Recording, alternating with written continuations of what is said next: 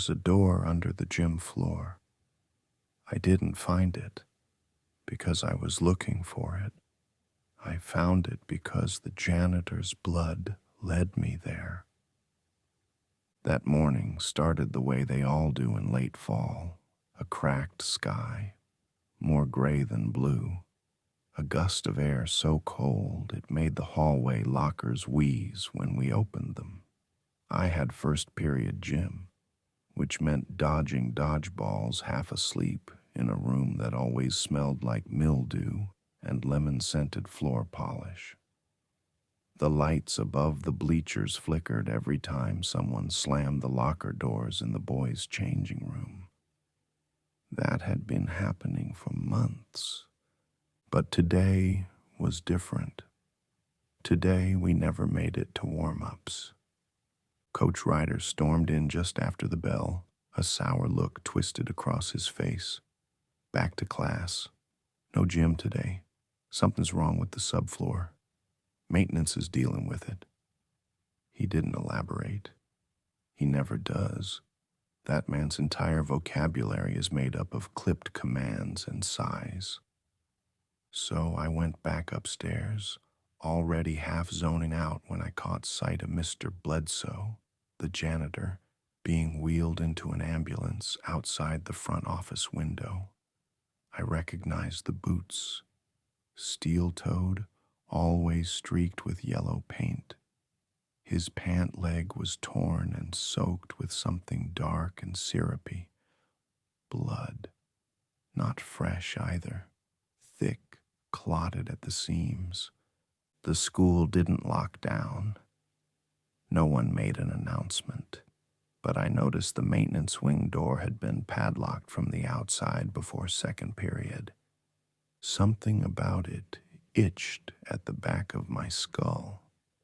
Lunchtime came, and the cafeteria was buzzing with speculation. Most of it was nonsense. I heard Coach said the floor caved in. No, it was a gas leak. Toxic. No way. The janitor tried to kill himself. Took a saw to his own thigh. I didn't join in. I just sat with Miles at the back of the lunchroom, picking at lukewarm tater tots and glancing toward the windows. The sun hadn't come out all day, and the clouds were sitting low. The kind of sky that presses down on you like a migraine. Miles leaned in. You hear what happened? Down in the boiler corridor? I nodded. Bledsoe's leg. Not just that. He lowered his voice, eyes darting. A teacher told my cousin that when they found him, he was trying to claw open one of the floor panels with his fingernails. Said it was hot. Said he heard something knocking from underneath. I let the words sit for a second. That part was new. There's no floor panel down there, I said. Yeah, that's the thing, Miles replied, pushing his tray away. Except there is, just not on any blueprint we have access to. After school, we stayed behind, told the front desk we were helping with a club. We weren't. We waited in the old library wing until the halls were quiet, the lights dimmed, and the janitorial hum had vanished. At 4:22 p.m., we walked toward the gym. The outer doors had been left ajar. No padlock, not this time. Inside, the gym was dim. The lights were out except for 2 flickering fluorescent tubes on opposite ends. We stepped carefully. The echo of our sneakers bounced up into the rafters and came back wrong. Too slow, like the space had expanded. Near the south wall, a section of the bleachers had been rolled back. A square of exposed concrete revealed a large rectangular seam, maybe 4 by 6 feet, partially covered in yellow tape that had been peeled and restuck so many times it looked like old skin. At its edge was a metal plate, square, bolted, scorched. "No way," I said. Miles was already kneeling beside it. "Help me."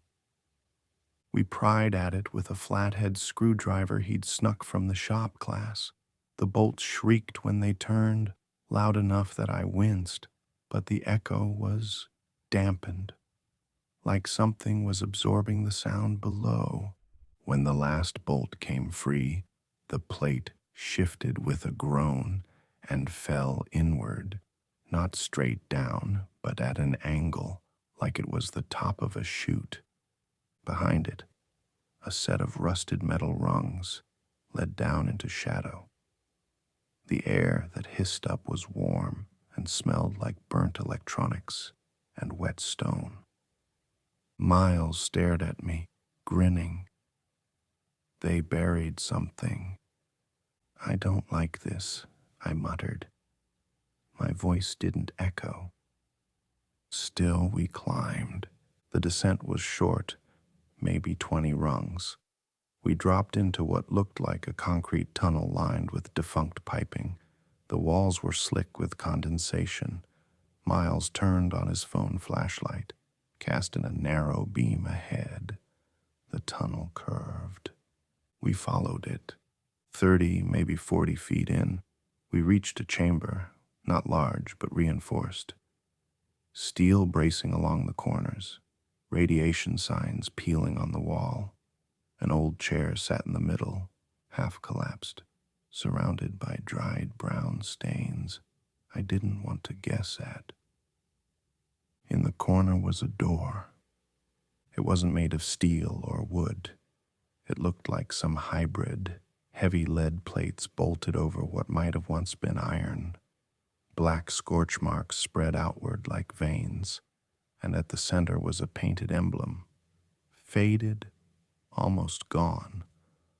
A ring with a line bisecting it, like an old astronomical symbol. Someone had written something in chalk above the door handle. 4 words, shaky and smeared by moisture. "Do not listen to it." "What the hell is this?" I whispered. The light from my phone was dimming, the battery draining faster than it should have. Miles's flashlight started flickering. Then we heard it, a faint knock. No rhythm, no pattern, just pressure against the other side of the door, as if something was brushing the metal with bone or stone. Miles leaned forward. "Did you hear?" The knock came again, louder, right at the door's seam, and then the whispering started. Not from behind the door, from inside our ears, like a coil of memory unwinding, full of voices that didn't belong to us, voices that sounded like our parents, our teachers, our dead relatives, all speaking in sync, all saying, "We're still in here." We ran, back in the gym, the hatch slammed shut behind us. The air above was colder now, sharper, as if the pressure from below had risen and pushed everything else upward. Miles didn't say anything the entire way home. Neither did I. That night, I couldn't sleep. Every time I closed my eyes, I saw that emblem, that peeling sign, that last scrawled warning, and I heard something breathing through my earbuds when nothing was playing. They didn't build that shelter to protect us from a bomb. They built it to keep something down. But it's not down anymore. It's listening. The next morning, Miles didn't show up to school. No one asked about him. Not the teachers, not the students, not even Coach Ryder, who normally calls roll like a prison guard checking cells. It was like he'd never existed at all. No empty desk, no name on the attendance sheet. But I remembered. I remembered the way his flashlight died in his hand. I remembered the exact expression on his face when we heard that whisper, like someone had dipped his thoughts in ice water. I remembered the look of that door and the heat that bled from the seams like breath from a sick animal. I spent most of the day trying not to think. It didn't work. Everything felt off. The sound of the bell between classes lingered just a little too long. When I blinked, the ceiling lights above the lockers seemed to pulse, not flicker, but pulse, like a distant heartbeat under our feet. I heard my name called once in the hallway, but when I turned, no one was there. My backpack felt heavier. My gums ached. The principal made an announcement during fourth period. The gymnasium would be off limits for extended maintenance and resurfacing. That's all they said. But when I snuck a glance out the window near the stairwell, I saw something they didn't mention. A dark green windowless van parked beside the gym's south wing. No logo, just a red hazard triangle stenciled on the side, and a man in a yellow hazmat suit climbing out the back. After school, I took the long way home. I stopped by the public library, not the one we use for research papers, the old one, the one that still smells like mildewed encyclopedias and wood polish. They keep the microfilm there. Miles once showed me how to use it for a history project. I told the librarian I was working on something for chemistry. She barely looked up. I sat down in the back corner and rolled through archived newspapers from the 1960s. There were pieces about the school's construction, a few black and white photos of the groundbreaking, a headline, "New Community High School to feature state-of-the-art fallout shelter," but nothing about a reactor. So I dug deeper. What finally stopped me wasn't a news article. It was a memo, buried in a stack of old declassified public planning notes. Memorandum, Department of Civic Engineering, 1963. All Phase 3 excavation materials are to be transported under secure cover to B sector. The core structure is to remain shielded in situ. No further contact. Directives from atomic containment override municipal protocol. Final reinforcement approved. 9 inches lead concrete alloy. Heat sink plates installed per advisory. Design integrity predicated on zero human interaction post-seal. It wasn't a shelter. It was a tomb. The last line stuck with me. Mindform activity stabilized. No observable breach. Continue memory suppression protocols. What the hell was mindform activity? When I left the library, the sun was almost down. The clouds were thick again, darker than usual. The wind stank like melted copper. I felt something behind me for 2 blocks straight, but every time I turned, the sidewalk was empty. I didn't run. I wanted to. That night, I couldn't stop thinking about Miles, so I texted him a few times. "You okay? Call me, please." No reply. But at 2:08 a.m. I woke to a soft vibration. A single message. I saw its eyes. That was it. No punctuation, no contact name, just a number, one I didn't recognize, but I knew it was him. I could feel it in the way the words burned. The text deleted itself before I could respond. I went back the next morning. Not to the tunnel, not yet. I needed to know more first. I started in the science department, the old lab wing. where the chemistry storage cabinet still had Geiger counters sealed in cracked plastic cases. The earth sciences teacher, Mr. Halverson, had been at the school forever. He looked like a guy who'd been in a bunker during Y2K and just never came back out. Greasy gray ponytail, skin like paper, always smelled like tobacco and chalk. I waited until the hallway was clear and walked in after class ended. His blinds were drawn, and he didn't look up from whatever he was scribbling, some sort of diagram with concentric circles, marked with numbers and arrows pointing inward, toward a dark scribbled mass at the center labeled conscious saturation threshold. I asked him if the school really had a reactor. He didn't flinch. He just stared down at the drawing. Then he said, "They thought they could bottle it, thought the lead would be enough, but you can't bottle thought. You can't contain the shape of memory. The longer it sleeps, the more it dreams." I stood frozen. I asked who they were. He looked up. His pupils were dilated.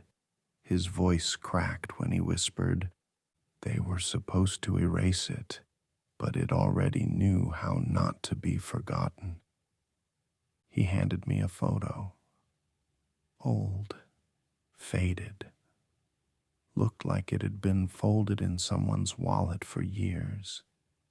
It showed the gym during construction, fresh cement, unpainted steel frames, and in the background, a massive round object being lowered into the ground with chains and cranes. It wasn't a reactor. It was organic, misshapen, like a tumor made of glass and bone. 3 figures in radiation suits stood near it. One was holding a clipboard. The other 2 were staring up at the thing like they expected it to speak. On the back of the photo, scribbled in pencil, "It speaks in reflections." That night, I dreamed I was back in the tunnel, except this time it wasn't empty. Miles stood near the sealed door, eyes bleeding, holding his phone like a candle. He whispered, "You saw it. Now it sees you." I woke up vomiting metal dust. The sink in my bathroom ran hot even when the handle was turned to cold, and in the mirror, I saw something standing behind me. It didn't move. It didn't breathe. It just waited. School felt different the next morning. Not just the usual gloom, that bitter metal feeling in the air that hinted at mold behind the walls or rain in the vents. No, this was something deeper, heavier. I stepped through the front doors and everything felt slow. Not in time exactly, but in texture, like the very air had thickened, like it had a weight, and it was pushing inward from all sides. The hallway lights buzzed louder than usual. The flickering overhead wasn't random anymore. It was in sync. 1-2 pause, 1-2 pause, like a pulse, a heartbeat buried deep beneath the building. Nobody said a word about Miles. Nobody asked where he was, not even the teachers. When I pulled up our class group chat, his name was just gone, like he'd never been added in the first place. But I remembered, and the more I focused on it, really focused, the more I felt like I shouldn't, like something was resisting the memory, like some part of me was being chemically rewired to forget him altogether. I looked around the classroom and saw other kids twitching. One girl's eyes were bloodshot, not just red, but raw. like she'd been crying into bleach. A guy behind me kept scratching his arms through his sleeves, dragging his nails up and down in a motion so precise, so mechanical, it made me nauseous. And the teacher, she kept repeating the same sentence. We live in a fragile system of heat exchange. We live in a fragile system of heat exchange. We live over and over again, like someone had taped a loop of her voice and stuffed it in her throat. By third period, the nosebleeds started. 3 kids in my math class bled at once. No one screamed. No one moved. They just sat there with crimson trickles down their upper lips, heads tilted slightly, like dogs hearing a high-frequency noise. I saw one of them smile. The intercom crackled. We all flinched. It was the same announcement twice, in the same voice, down to the syllable. Shelter-in-place protocols are being enacted. Please remain in your current classrooms. Emergency maintenance is underway. No one came by to explain it. No guards, no teachers, just locked doors. We sat for an hour like that, trapped in our desks, phones dead, windows shuttered. Then the air started to hum, a low mechanical vibration that came up through the floorboards. At first I thought it was the HVAC system, but then I noticed something worse. Everyone else's heads tilted toward it, synchronized, even the ones bleeding. It wasn't mechanical. It was a voice, a low, inhuman tone, too low to register as language, but still carrying intent. My teeth ached, my nose ran, blood again, thick and oily. The girl across from me opened her mouth and whispered, "Do you remember sunlight?" It wasn't a question. It was a message. That's when I made the choice. I had to get back to the door, the one beneath the gym. I had to see if it was still closed. I waited until the fire alarm went off. It didn't sound like a normal alarm. It shrieked like something being torn out of flesh, high-pitched, layered, wet. But it worked. Everyone covered their ears. No one saw me slip out. The hallway lights were off now, no flickering. Just dead. But something still glowed under the tiles, a faint red shimmer like the embers of a dying fire. And the walls weren't smooth anymore. They were rippling, breathing. I touched one and felt warmth, not like heat from a machine, but like skin, like flesh. And beneath it, a pulse. The closer I got to the gym, the louder it got. The gym doors were open. That was the first wrong thing. The second was the smell, not like sweat or old wood like usual, but something ancient and chemical, like ozone mixed with rot, like wet carpet soaked in acid. My stomach twisted. The third wrong thing? The gym floor was gone. Not removed, not broken, just vanished. A gaping hole now sat where the bleachers once were. Steel beams jutted out like snapped ribs, pointing downward into a yawning black cavity. The tunnel was wide now, too wide, as if the building itself had cracked open to give it space. I didn't climb down this time. I just stood at the edge and listened. And I heard voices, not whispering, not moaning.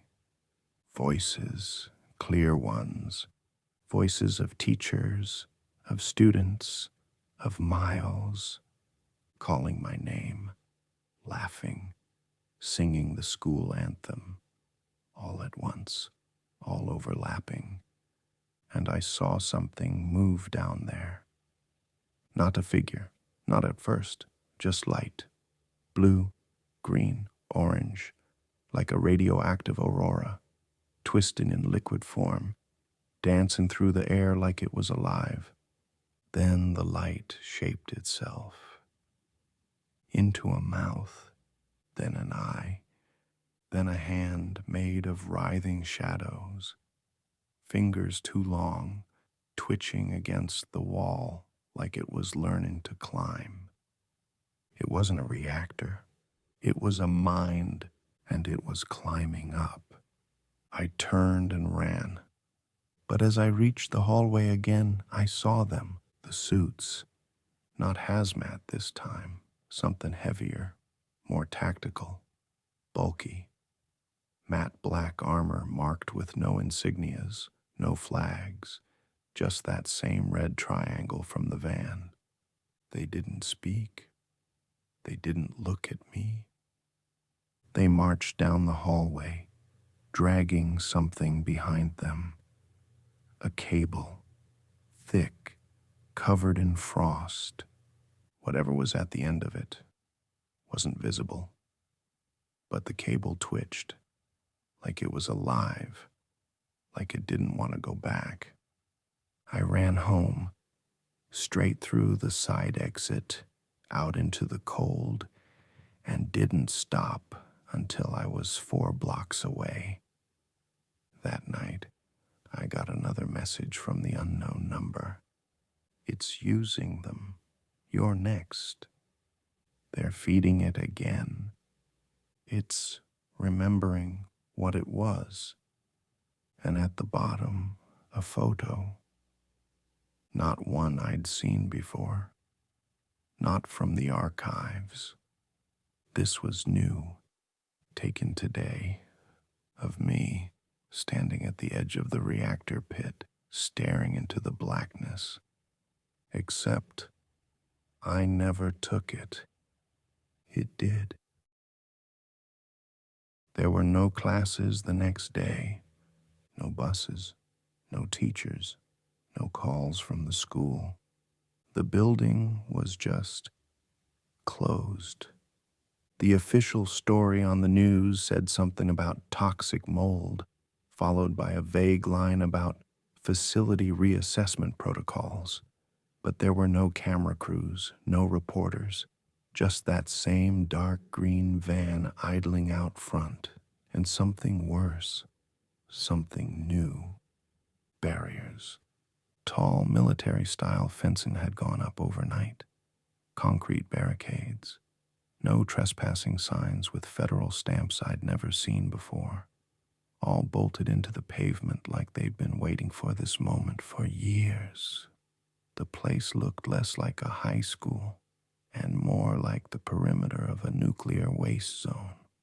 I stood across the street for almost an hour that morning, watching men in unmarked black suits carry sealed metal crates into the building. The air shimmered behind them, as if the heat from the reactor was leaking into the open world. And that sound, it wasn't just coming from the school anymore.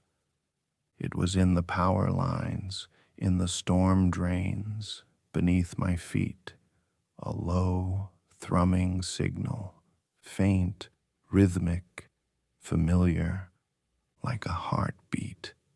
I went back home. I don't know why.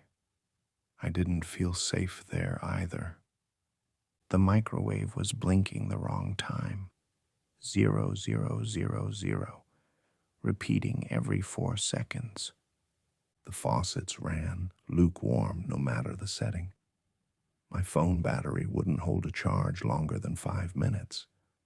My fish tank bubbled violently and then stopped altogether. At 2:44 p.m., all the lights in my house turned off at once, and then the TV turned on by itself. No picture, just static, white noise, rippling and sharp. Then, through the distortion, a single image began to form. Not a video, A reflection. It was me, standing in my kitchen, except I wasn't alone. Behind me, barely visible through the fuzz, something towering, a silhouette made of fractured glass and blackened ribs, too many arms, its body stitched together from the suggestion of human forms, like it had eaten people not for food, but for shape. And it was still learning, still building itself. Then it spoke. You remembered. The words weren't audible. They were internal. Felt like something was etched behind my eyes. Then the screen went black. I found the final answers in my grandfather's attic. I never knew the man well. He died when I was 5, long before I knew what any of this meant. But my mom used to say he worked with the government on energy stuff, a vague phrase we never questioned. I tore through boxes for hours, found dusty film reels, technical blueprints stamped Project Gale Force, a map of the school property dated 1963. At the center, labeled in red marker, Containment Anchor, Cognitive Reactor Unit, CRU-1. One of the reels was still intact. I borrowed a projector from the school theater department and played it that night. No sound, just grainy black and white footage. A man in a lead-lined suit walks down into a pit, the same pit Miles and I found. He holds a clipboard. Something moves behind him, slow and sinuous, like an eel made of melted copper. It watches him with a dozen eyes scattered across its surface. He holds up the clipboard, shows it the word, hello. The creature shifts, reacts. Its body rearranges itself. The flesh bubbles, expands, and slowly reshapes to form a rough approximation of the word. It's learning language, mimicking comprehension. The next card says, "What are you?" The creature doesn't respond. It simply grows still. Then the reel cuts to black, and written on the final frame, in scrawled white ink, it's not a reactor, it's a mirror, and we fed it ourselves. That night, I walked back to the school. The fences were still there, but the gates hung open. No guards, no trucks, just emptiness. I stepped inside. The gym had collapsed in on itself. The crater yawned before me like an ulcer in the earth, still glowing with that soft, hungry blue. The heat was unbearable now, not like fire, but like presence, like walking into someone else's breath. And then it rose, the thing inside, not walking, not climbing, becoming. It didn't crawl from the pit. The world around it bent up to meet it, like it was rewriting the space, forming the gym into its shape. It wasn't just radioactive anymore. It was aware. A tower of limbs, eyes, mouths, and memories. Its surface shimmered with images, classrooms, lockers, teachers, students laughing, playing on its skin like film reels, a patchwork of everything it had absorbed, and at its center was Miles's face, not distorted, smiling. I know what you are, I whispered. You're not a reactor. You're a recording, a sentient one. The thing twitched. I felt it inside my skull, rifling through my past like fingers flipping through photos. You made me, it said, not aloud, inside me. I remember your pain, your thoughts, the part of you that hates, the part that hides.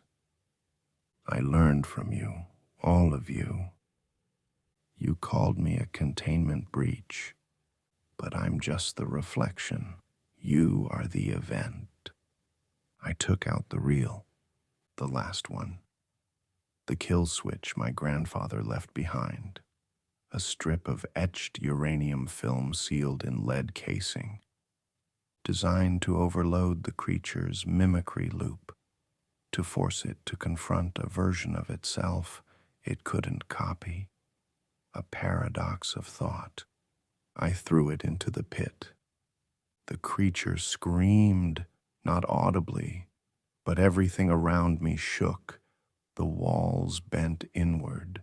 The sky outside went blood red, and then silence. I woke up in the hospital 2 days later. Government officials asked me questions. Bland men with beige ties and blank smiles. I told them what they wanted to hear. They let me go. The school never reopened. They bulldozed the site, replaced it with a synthetic park and a commemorative plaque. But I know the truth. That thing, the core intelligence, it recorded everything, and it wasn't destroyed, just buried again, waiting, and sometimes when I stare into a mirror for too long, I see its reflection staring back, smiling. If you're still breathing, go ahead and like the video. Subscribe if you dare. There are plenty more nightmares waiting for you. And whatever you do, don't forget to ring the bell. It's the only way you'll hear the warnings in time.